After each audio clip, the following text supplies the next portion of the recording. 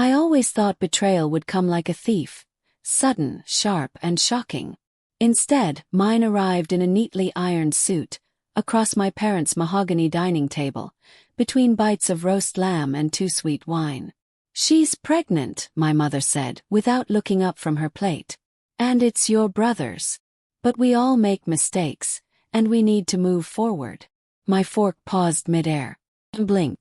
"What?" "She's carrying your niece or nephew," my father added. "The least you can do is support them. Family stays together." Family. What a word. Once warm, now acidic in my mouth. Her name was Lila. She used to wear my hoodie in the mornings, hair still messy, sipping her coffee the way she knew I hated. Black, scalding, bitter. We were engaged for 13 months. She met my brother, Jason, at a family barbecue last year. He was charming, funny, and reckless. A younger, brasher version of me. I thought they got along too well. Turns out I was right. I found out they'd been seeing each other 2 weeks after she called off the wedding, claiming she needed space to find herself. And now here we were.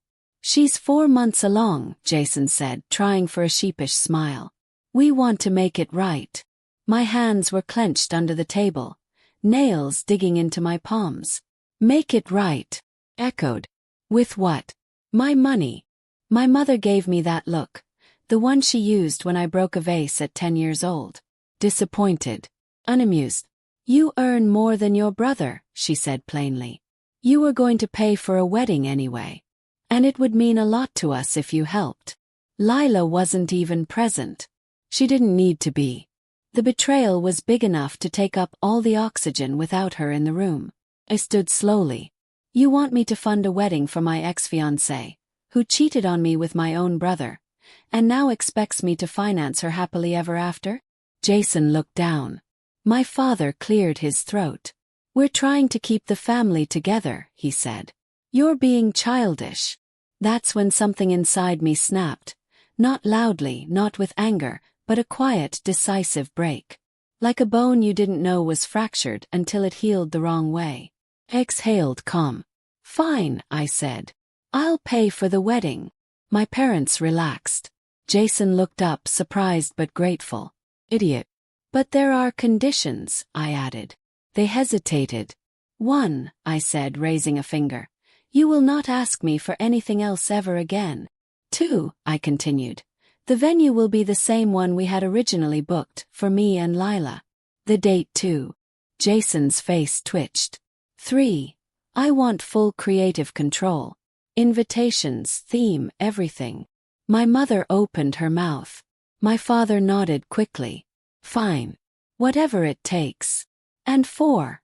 I smiled cold and wide. "I want a front row seat.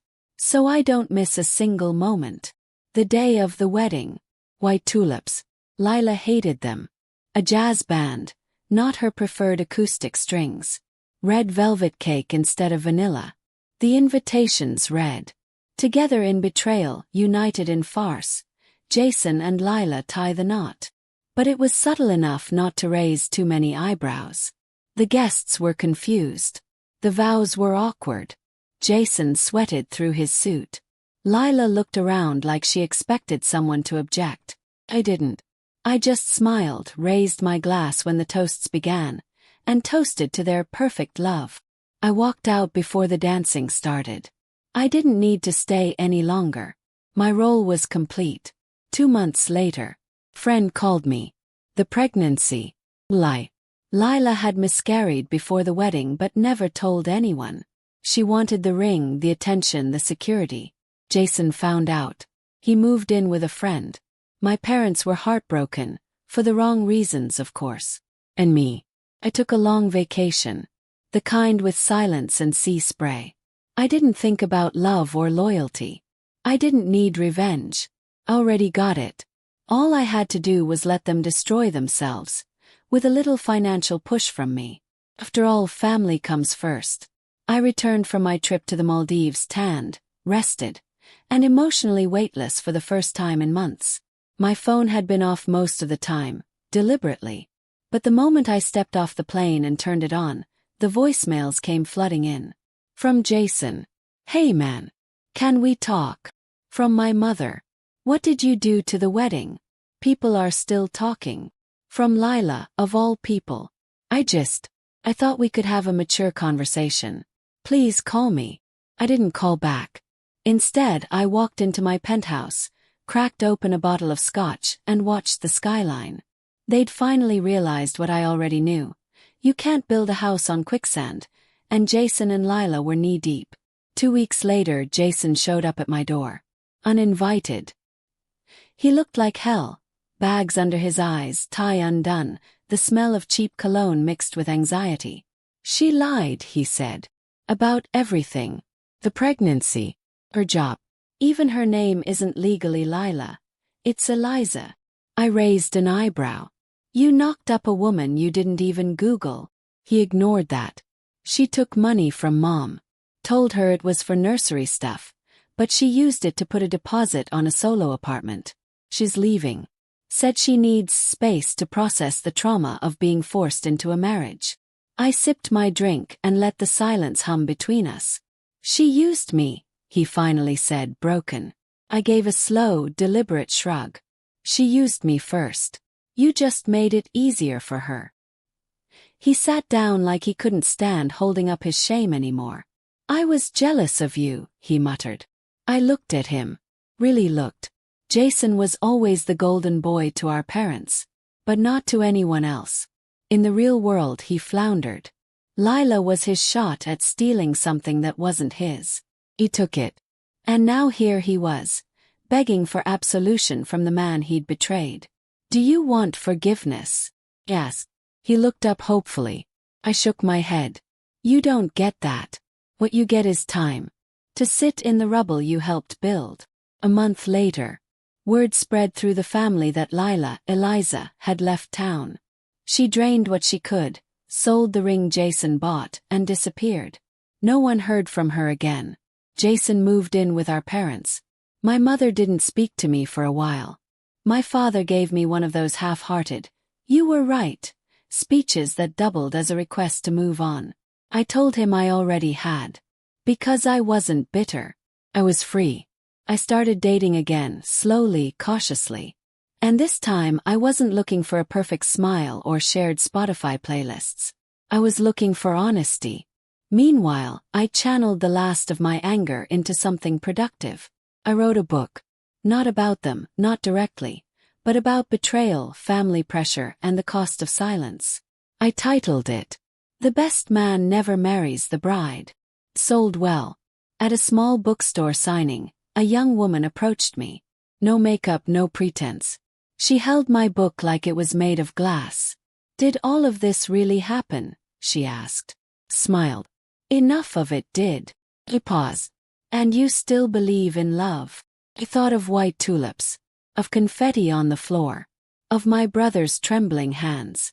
Then I thought of my own reflection in the mirror, the way I'd finally learned to stand tall without waiting for someone to walk beside me. "I believe in self-respect," I said. "Love, that comes after." And that was enough.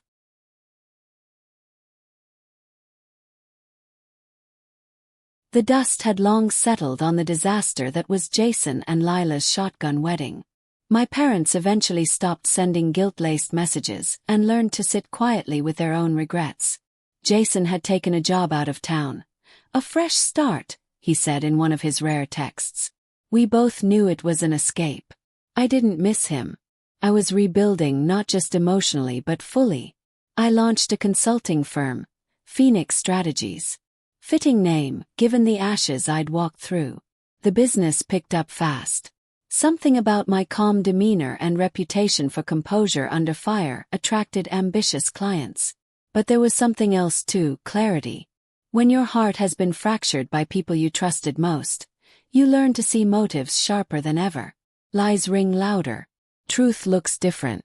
I was nobody's fool anymore. And in business that made me lethal. Then came Ava. We met at a charity auction, where I was expected to donate, network, and smile politely for 3 hours. I wasn't looking for anything, but she didn't enter like someone trying to be noticed. She was bidding on a signed first edition of The Great Gatsby. I bid against her. She won. Later we crossed paths at the bar. "You stole Gatsby from me," I said with a smirk. "You gave up too easily," she shot back. That was our beginning. Ava was nothing like Lila. She was curious, honest to a fault, and uninterested in appearances. She didn't care about my family name, my money, or what I drove. She asked questions like, "What did you learn from losing everything?" And "Would you still have become this version of yourself if they hadn't hurt you?" I didn't know. Maybe not. But I was grateful nonetheless. 1 year later, I visited my parents for dinner. A rare event, but I'd grown tired of holding old fires to my chest. The food was bland, the conversation careful. Jason wasn't there. At the end of the meal, my father poured me a drink. "We were wrong," he said plainly. "You didn't deserve any of it. Especially not the pressure to forgive what should never have been asked of you." My mother nodded quietly. She looked smaller than I remembered. "I accept your apology," I said. "But forgiveness, that came later. Slowly. In pieces." Final chapter. 1.5 years after Lila walked out of all our lives, I stood at another wedding. Ava looked radiant in the garden light, surrounded by white orchids. Not tulips. Never again. Jason wasn't invited. My parents sat quietly in the third row, subdued and polite. As I spoke my vows, I didn't promise eternity. I promised truth, partnership, presence. And as she spoke hers, something inside me finally unclenched. Not because I forgot what had happened, but because I lived through it and still found something worth risking again. When the officiant said, "You may kiss the bride," I didn't just feel love. Felt freedom. Because real healing isn't about revenge. It's about rising. And this time I rose for me. The guests cheered as I kissed Ava beneath the arch of white orchids, sunlight catching in her hair like a quiet promise. There were no ghosts in that moment. No echoes of betrayal or bitterness. Just us. As we walked back down the aisle, hand in hand, I caught sight of my reflection in the glass doors of the venue. The man staring back wasn't broken. He wasn't bitter. He wasn't the victim of anyone's choices anymore. He was whole. And finally he was home.